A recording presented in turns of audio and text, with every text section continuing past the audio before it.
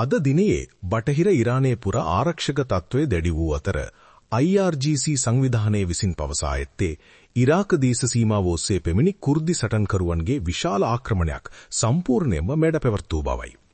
ටෙහෙරානයට අනුව සටන්කරුවන් 100 ගණනක් ඉරාක දේශ සීමාව ඔස්සේ නව සටන් පෙරමුණක් විවෘත කිරීමට උත්සාහ කළ නමුත් ඉරාන හමුදා දැඩි ප්‍රතිප්‍රහාරයක් එල්ල කරමින් එම උත්සාහය අසාර්ථක කළ බවයි. ප්‍රහාරයෙන් පසු සීමා ප්‍රදේශයේ පුරා දැඩි දුමාරයක් සහ විනාශයේ සලකුණු දැකගත හැකි වූ බවද වාර්තා කර තිබෙනවා. ඉරානයේ බුද්ධ්‍යංශයේ විසින් සඳහන් කර ඇත්තේ මෙම මෙහෙයුමේදී ආක්‍රමණික කණ්ඩායම් දැඩි පාඩු විඳ ඇති බවයි. IRGC බලකායන් විසින් දේශ සීමාවේදී පමණක් නොව කුර්දිස්තාන් රීජන් තුල පිහිටි බවට සැලකෙන සටන්කාවී කඳවුරු කිහිපයක්ද ඉලක්ක කරමින් ප්‍රහාර එල්ල කළ බවද ඔවුන් විසින් පවසා තිබෙනවා. ඉරානයේ ප්‍රකාශවලට අනුව මෙම මෙහෙයුම දේශ සීමාව ආරක්ෂා කිරීම සඳහා අත්‍යවශ්‍ය ආරක්ෂක ප්‍රතිචාරයක් ලෙස ක්‍රියාත්මක කර තිබෙන බවයි සඳහන් කර ඇත්තේ. ටෙහෙරානයේ විසින් මෙම සිද්ධිය විස්තර කර ඇත්තේ තම රට අස්ථාවර කිරීම සඳහා උත්සාහ දරන විශාල ජාත්‍යන්තර සැලැස්මක කොටසක් ලෙසයි.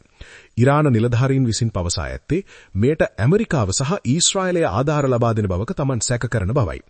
එහෙත් මෙම චෝදනා පිළිබඳව එම රටවල් නිල ප්‍රතිචාරයක් තවමත් ලබා දී නොමැති බවයි ජාත්‍යන්තර මාධ්‍ය විසින් වාර්තා කර තිබෙනවා.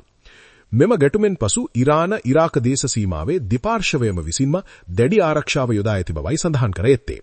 ප්‍රාදේශීය නිලධාරීන් විසින් අනතුරු අඟවා ඇත්තේ දේශ සීමාව දැන් සැබෑ යුද්ධ පිටියක් බවට පත්වති බවයි. තත්වය තවදුරටත් උත්සන්න වුහොත් මැද පෙරදිග කලාපයේ දැනට පවතින ආතතිය තව තවත් වැඩි විය හැකි බවයි විශ්ලේෂකයන් විසින් පෙන්වා දී තිබෙන්නේ.